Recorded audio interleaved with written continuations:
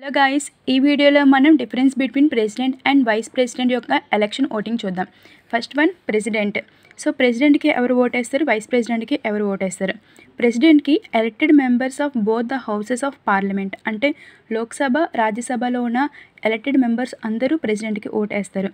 And vice president elected and nominated members of parliament, nominated members కూడా vote వేస్తారు.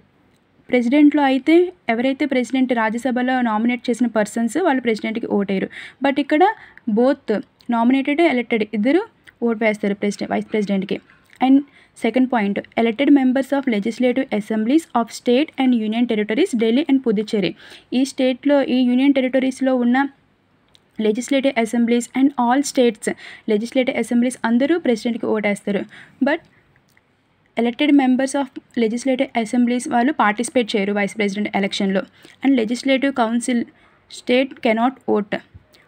Vice president ఎలక్షన్లో legislative council persons అనేవారు participate చేయరు.